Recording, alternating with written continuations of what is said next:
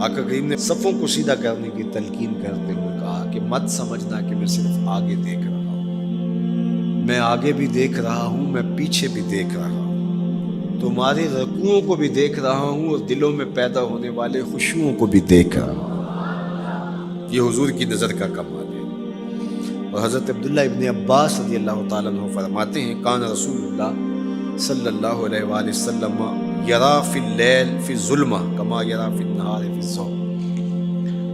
حضور رات کی تاریکی میں یوں دیکھتے تھے جس طرح دن کے اجالے میں دیکھتے تھے۔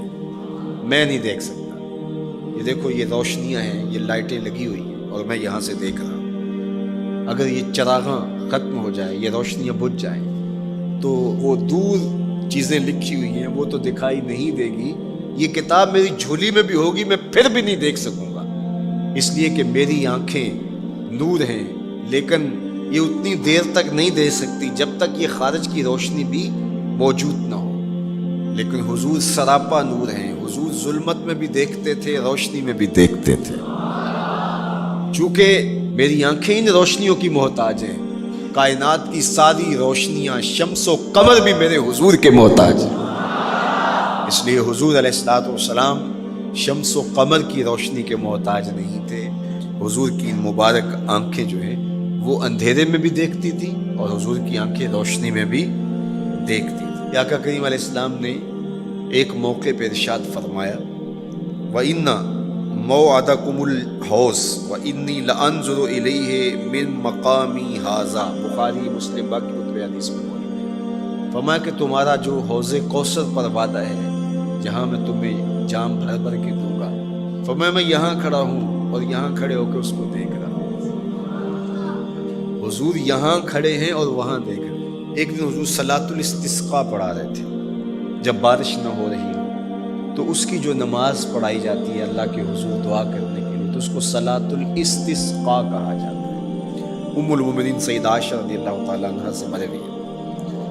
تو نماز پڑھاتے پڑھاتے حضور نے ہاتھ آگے کیا پھر پیچھے کھینچ لیا، تو عمومی طور پہ ایسا نہیں ہوتا۔ تو صحابہ نے جب دیکھا تو بعد میں کسی نے پوچھا حضور آج نماز میں آپ نے ہاتھ آگے بڑھایا اور پیچھے کھینچ لیا، مجھے بتائیے کہ حالت نماز میں نظر کہاں ہونی چاہیے؟ جائے سجدہ پہ ہونی چاہیے نا، لیکن صحابہ حضور کو دیکھ رہے ہیں۔ اللہ اکبر۔ صحابہ سے کسی نے پوچھا کہ تم بتاؤ ظہر اور عصر کی نمازوں میں حضور قرات کرتے تھے؟ کہاں کرتے تھے؟ بخاری میں۔ تمہیں کیسے پتہ ہے کرتے تھے؟ کہا نحن نعلم باضطراب لحیتہ، ہم حضور کی مبارک داڑھی کی جنبش سے اندازہ کرتے تھے کہ قرات ہو رہی ہے۔ معلوم ہوا نماز بھی چلتی رہتی تھی، رخ محبوب کی دید بھی ہوتی رہتی تھی۔ اور اقبال کہتا ہے شوق تیرا اگر نہ ہو میری نماز کا امام، میرا رکوع بھی حجاب میرا سجود بھی حجاب۔ اللہ اکبر۔ تو حضور نے ہاتھ آگے بڑھایا اور پھر کھینچ لیا۔ پوچھا گیا حضور یہ آج نماز میں ایک نئی چیز ہم نے دیکھی، آپ نے ہاتھ آگے بڑھایا پھر کھینچ لیا؟ فرمایا ہاں، جنت میں کھجوروں کا ایک خوشہ لٹک رہا تھا، میں اس کو توڑنے کے لیے ہاتھ ڈالا تھا پھر میں نے چھوڑ دیا، اور اگر میں توڑ لیتا تم قیامت تک کھاتے رہتے ختم نہ ہوتا، لیکن میں نے کہا نہیں چلو پھر قیامت کو ہی صحیح۔ اب حضور کھڑے کہاں ہیں؟ مدینہ المنورہ میں، اور جنت کہاں ہے؟ سدرۃ المنتہا سے اوپر۔ سرپٹ گھوڑا دوڑے اور تیز رفتار گھوڑا، تازی گھوڑا، 500 سال دوڑنے کے بعد پہلے آسمان تک پہنچے، پھر اتنی موٹائی آسمان میں، پھر دوسرا آسمان، پھر تیسرا آسمان، درمیان میں پھر خلائیں بھی، پھر وہاں سے 7 آسمانوں کے بعد کہیں سدرۃ المنتہا، اور قرآن بتاتا ہے کہ جنت بھی سدرۃ المنتہا کے پاس ہے، پھر آگے جنت، اور جنت کے جو درخت ہیں وہ 70,000 سال کی اونچائی پر ہے، وہاں لٹکتی ہوئی کھجوروں کے خوشے، اور حضور علیہ السلام نے یہاں کھڑے ہو کے ہاتھ بڑھایا اور وہاں حضور کا ہاتھ پہنچ گیا۔ یہ ہاتھ کے پہنچنے کی منتہا نہیں ہے، ضرورت یہاں تک کی تھی لہٰذا یہاں تک پہنچا، اگر ضرورت اس سے آگے کی ہوتی تو آگے بھی پہنچ جاتا. تو حضور کا ہاتھ یہاں سے یہاں تک پہنچا. یہ حدیث پاک میں میں اور آپ ہاتھ اٹھائیں تو ہمارا ہاتھ کہاں تک پہنچتا ہے؟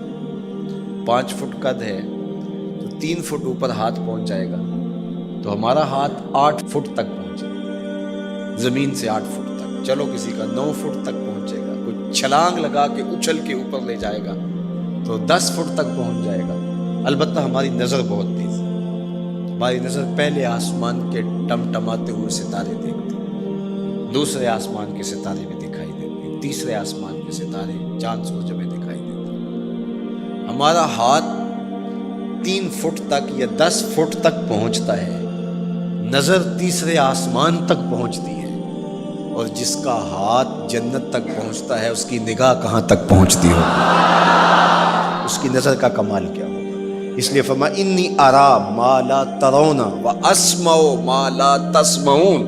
جو میں دیکھتا ہوں وہ تم نہیں دیکھتے، جو میں سنتا ہوں وہ تم نہیں سنتے.